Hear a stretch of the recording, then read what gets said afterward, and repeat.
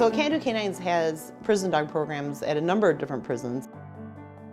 They come into prison at about 4 months of age, and the guys raise them for about a year, and they're doing all the basic training of them. I always tell people that it's like they're doing grade school and high school with them, and then they go off to college to become whatever kind of service dog they're going to be. Foot. Yes, good boy. Oh, I was happy. Yeah, I was really happy. I wrote home, told my mom about it, like, hey, I'm going to be a dog handler. This is awesome. My parents came to visit me, and my mom could tell right away there's a change in me. Like, I was just happier. I have a smile on my face. I don't look like I'm pissed off at the world. First, it was unbelievable because nowhere had it been a thought in my mind that I would ever see a dog again. It's a pretty emotional thing when the puppies first come in. That one would be Lyric. And that one's Liam. You don't show your emotion when you're in prison because it can get you hurt. So they learn to turn off their emotion, okay? But it's socially acceptable that you could baby talk to a puppy. Hi, Lyric. Hi. Did you come to say hi to him? When Lyric came in, he was a ball of joy. He wouldn't stop wagging his tail. I told him to sit. He sat, gave him some kibbles. And I'm like, yeah, he's a good one. Prior to the dog program, life was really all about me, and the only person I had to take care of was myself. When I got the puppy and you're sitting in your room in a chair and you're looking at this dog and realizing that you're its primary caregiver. That dog is wholly dependent on you for everything: food, water, potty, training, love, affection. Bend over like you're gonna tie your shoe. Clap your hands. We go to training on Wednesdays and Thursdays with Miss Diane. She's a wonderful teacher. She sits down and tell us what we need to do, and then we go back on the units and we try to do everything she tells us to do.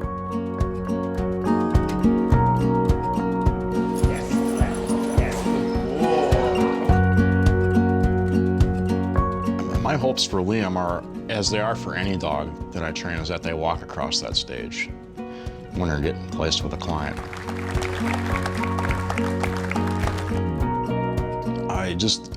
I can't even express in words really, how much that means to have played a part, in training up the service dog. And I know it's not just us, it's from the whelping moms to the Great Start homes, to the prison program, to the trainers who will train in the advanced stages, and the fosters all along the way, all played a part in this. So this is just a cog, but it's a big thing, and it's a huge honor. The space we got in our cell is real tight. We got the kennel. As soon as you walk in, you got to maneuver around the kennel. Then you got Lyric stuff on the floor. I'm always tripping on his nylon or stepping on it. I'm thinking it's his tail. So they're raising a dog together. So it's like having a child that they're raising together in a house the size of your bathroom. We try to always put the dog first. The dog comes before our feelings and all that kind of stuff.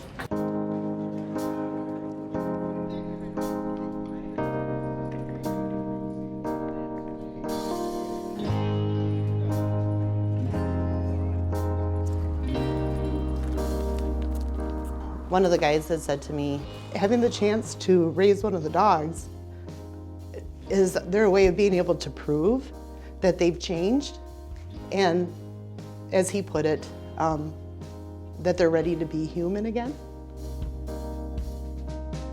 My patience level was like that much before I got in the dog program, and now I believe it's grown quite a bit. I'm not ready to explode like I was before.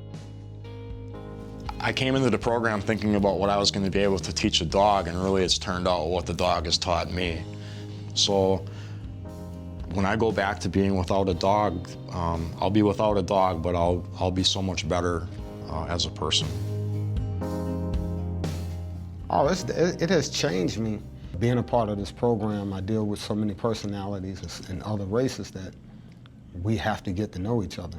So Vernon We've gotten a little closer. Like we have conversations for an hour to 2 hours just on really good topics. The issue of race is one of the things that comes up. We both had preconceptions about not just each other, but about each other's cultures. And we're like, okay, that's cool. I see your view, you see mine. And now that we've actually having open dialogue with one another that we don't actually always agree on, and it can sometimes be heated between us, but when we get up from the table, we simply shake hands. And that would have never happened before.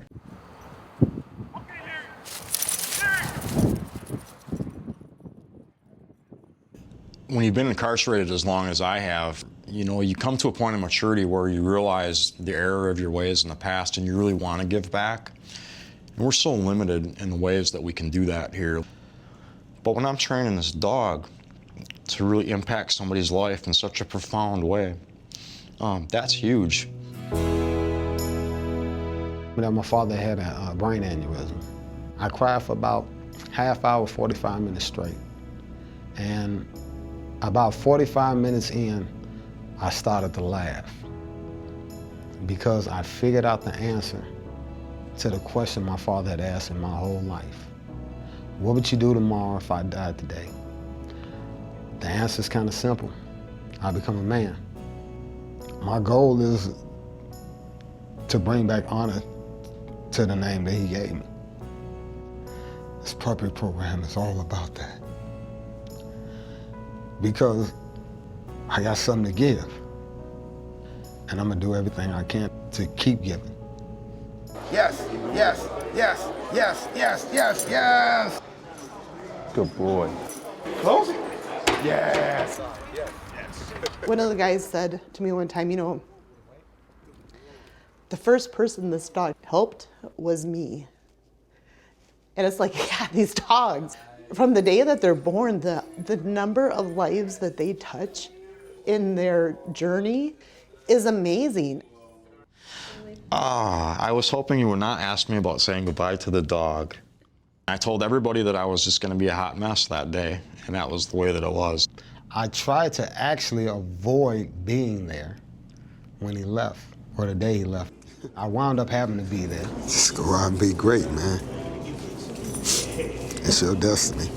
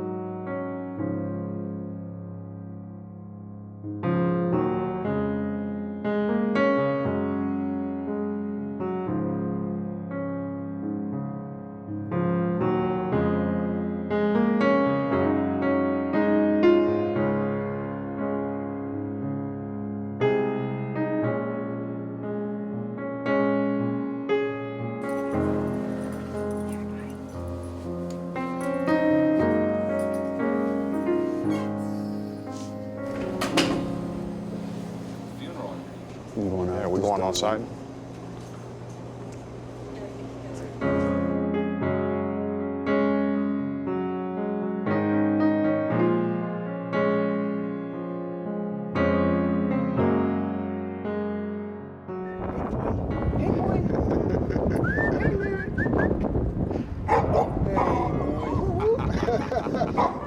Hey, boy. No. Woo woo! One of the inmates came up to me one day and he said, Miss Diane, he goes, I can do 2 more dogs while I'm here in prison. I said, yeah, why is that? He goes, I have 4 chambers in my heart. So he's done 2 already. He goes, I got room for 2 more.